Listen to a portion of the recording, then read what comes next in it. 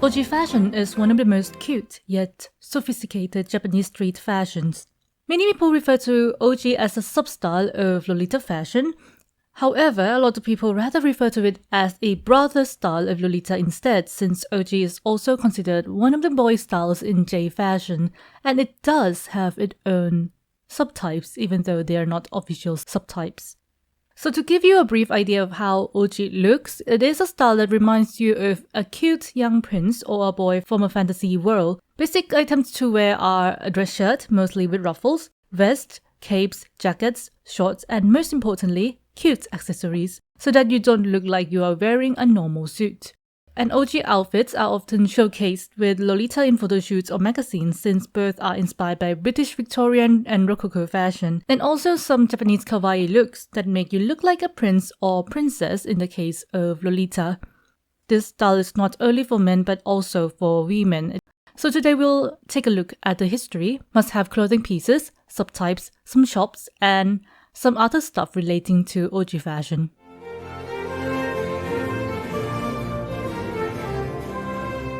So, the history. The word Ouji means prince in Japanese, and that is why it is basically a style that makes you look like a young prince. Ouji is very much inspired by Lolita fashion. We're not sure exactly how this style started.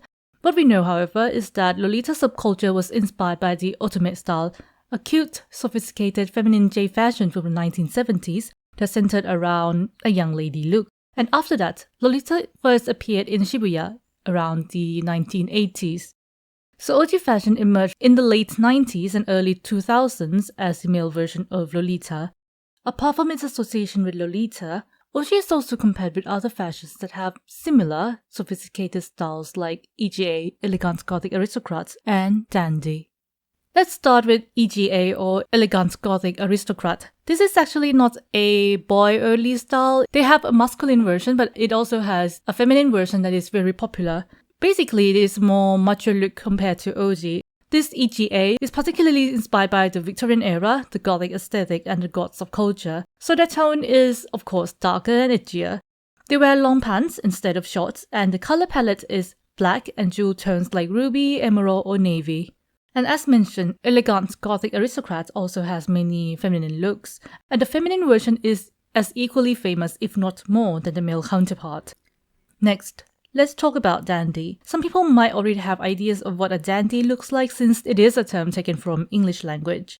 So the term dandy originated in Britain from a group of gentlemen who were very particular about personal grooming and lifestyle. The original dandy from the 18th century has a very elaborated look, which includes layers of ruffles and laces, embroidery, buckles, gold knobbed walking sticks, jewelry, wigs, and hats. This style was later spread from London to Paris as well. So for the Japanese fashion version of dandy and also the modern day dandy, this style steers a bit away from the fancy look of the original. It has evolved into a more modern gentlemanly look with well-tailored suits, but this time they pair the suits with more subtle jewelry. Some of you may have heard of the term Kodona, a combination of the words kodomo means a kid and otona means an adult, that some people use to refer to the Ouji style. So this term was coined by a Plastic Trees vocalist named Ryutaro when he was asked to describe his style in the Gothic and Lolita Bible interview. However, this term is actually more well-known among the Westerners, and it is not really widespread among Japanese Ouji or Lolita communities. So, to give you a quick summary, Ouji is a young prince or a fairy tale boy. EJ is, of course, Elegant Gothic Aristocrat, as simple as that, and Dandy is more of a stylish gentleman.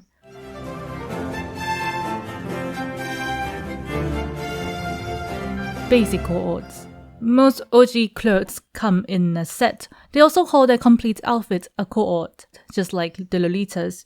So let's start with the top pieces. Ouji sets look best in dress shirts with collars. You can find ones with laces, ruffles, and frills as well. Some subtypes also work with asymmetrical cuts. Preferred bottoms for Ouji coords are pumpkin pants or any pants that are puffy, knickerbockers, or dress pants.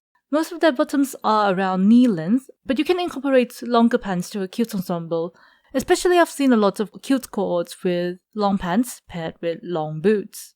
So options for outerwear or jackets are waistcoats, vests, capes, swallowtail jackets, and crop jackets.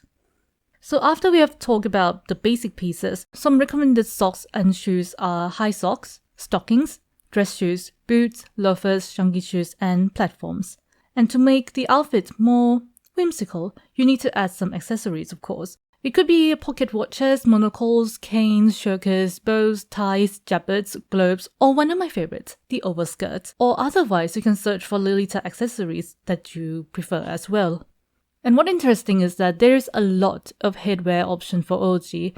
The options are bow hair clips, mini crowns, mini hats, beret, bowler hats, top hats, tricorns, bicorns, cavalier hats, and newsboy caps. And the best bags to go with are usually messenger bags, cute leather suitcases, or cute whimsical handbags or strap bags that match with the theme of your outfit.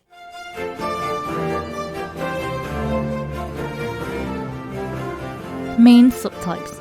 So, unlike Lolita, which has 3 main official subtypes, Sweet, Gothic, and Classic, Ouji fashion doesn't have any official categorization. Still, as you may already expect, people often categorize Ouji in a similar way to how they categorize Lolita. Categorization in this kind of fashion is important because it makes matching different outfits with different accessories easier. Well, let's face this, Ouji coords are expensive, so you don't want to have random accessories that might not go very well with most of your wardrobe. Sure, you can explore different styles later, but starting with only 1 or 2 subtypes is a good idea. There's another way, especially for beginners, to make sure that you can mix and match multiple looks with the limited pieces you own. And you can do that by choosing your main colors so that you can be sure that everything, or at least almost everything, in your wardrobe matches with one another.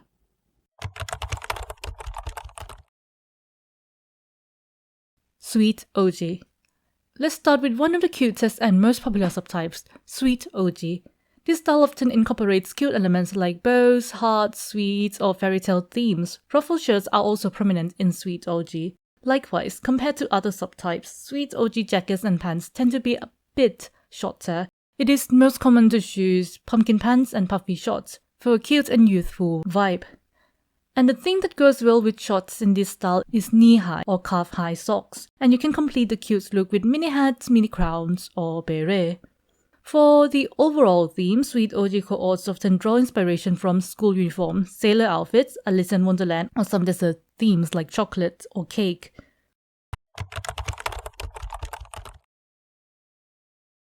Gothic Ouji, as the name suggested, is the darker counterpart. The best color for this style is, of course, black. Still, similar to Gothic fashion, you'll still be able to include dark colors or accents of white, red, blue, purple, or green. The motifs for the Gothic Ouji accessories are bats, vampires, skulls, and other dark elements. And apart from the normal Gothic stuff, the priest theme is also popular. Some common fabrics are velvet, jacquard, along with low flowing fabrics to make you look like a bat or a ghost. You can buy different accessories like army caps, platform boots, or other flamboyant accessories from Visual Kei or sometimes elegant Gothic Aristocrat brands. Otherwise, you can also look for Gothic accessories like the common Gothic accessories or buy from Gothic Lolita shops to complete the Gothic Ouji look.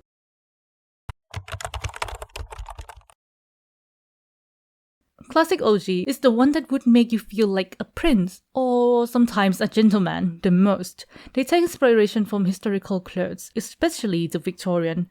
The themes are a refined prince, royalties, pirates, postboys, military attire, or some other formal uniforms. Classic Ouji prefer neutral colors including black, white, navy, brown, and cream.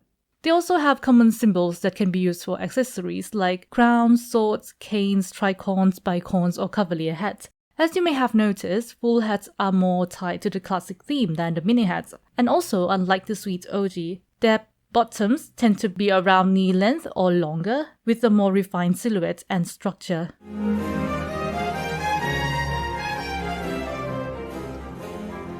Some other subtypes. So apart from those more popular subtypes, here are some other interesting ones. Punk Ouji. For punk Ouji, you can add punk accessories like safety pins, buckles, leathers, chains, and plate to the coord.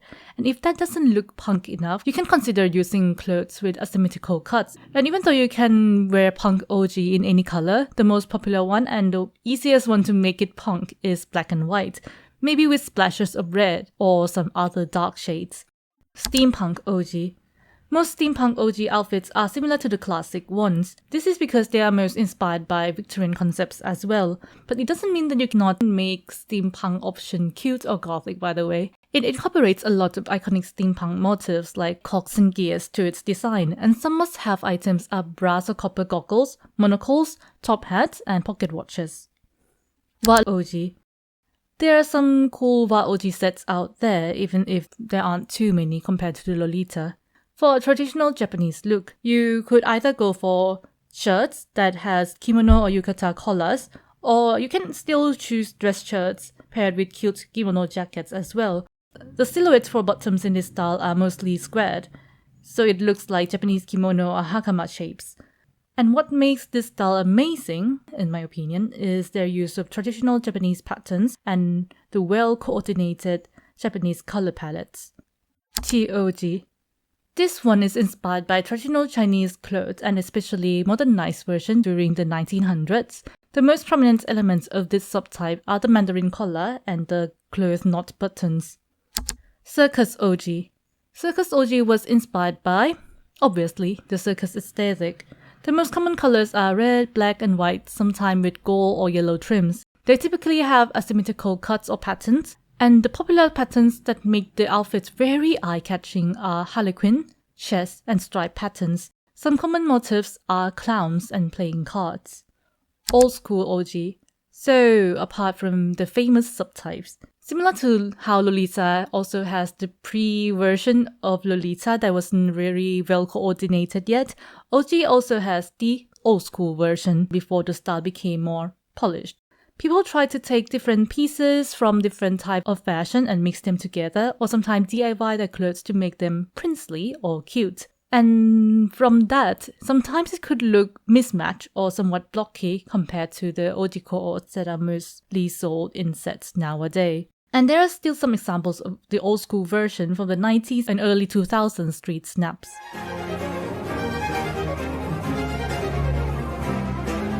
Let's talk about the shops. Buying clothes for Ouji fashion is not very simple compared to Lolita. You can't just pick some random suit and say that you wear Ouji, of course. So the brands that sell Ouji pieces are, for a reminder, I don't know how to pronounce some of these brands, so please correct me if I'm wrong. So the brands are Alice and the Pirates, Alice Uwa, like AUAA, Atelier Boss, Black Peace Now, Miho Masuda, Diorat, Innocent World, Metamorphose Ton de Fil, Chiclet, and Victorian Maiden. But even though we have these brands listed, the problem with this list is that they are mostly Japanese brands and might not have bigger sizes, especially for men in Western countries or even women in larger sizes. And to solve this problem, many people rely on searching on Taobao website for more variable sizes.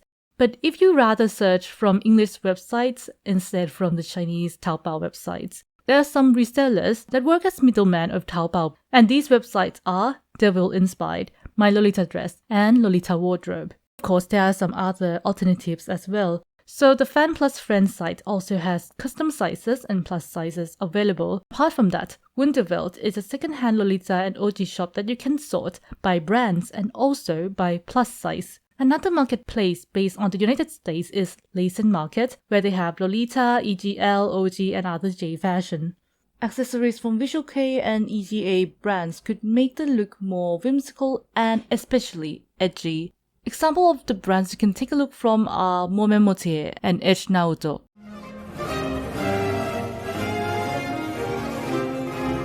Ouji fashion in media. There are surprisingly not many iconic characters who wear this type of fashion. Good examples of people who wear this fashion are Ciel Phantom Hive, Sosei from Rosen Maiden, and some of the Genshin Impact game characters. Well, actually, some of the Lens outfits from Vocaloid are pretty Ouji, especially his Wonderland X Showtime outfit. Well, at first, I thought that I could list many more characters in OG Lolita fashion, like how I can list some of the characters in Lolita fashion from anime. But after looking more closely, those characters are wearing suits with shorts, not really OG.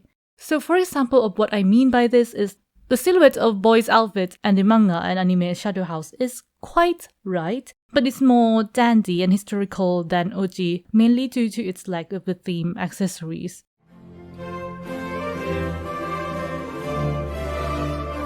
And that's basically everything about OG fashion. I hope this brief guide is useful to you. There's very limited information about OG, considering the style being quite niche. But the good news is that there are amazing blogs dedicated to OG and some other similar J fashion, so I'll put the links in the description if you want some further reading. Also, if you want to know more about Lolita fashion, the sister style of the Prince OG fashion, I also have a video explaining the cute feminine style as well. Again, I hope this is fun and helpful for you. Thank you for watching. See you on the next journey.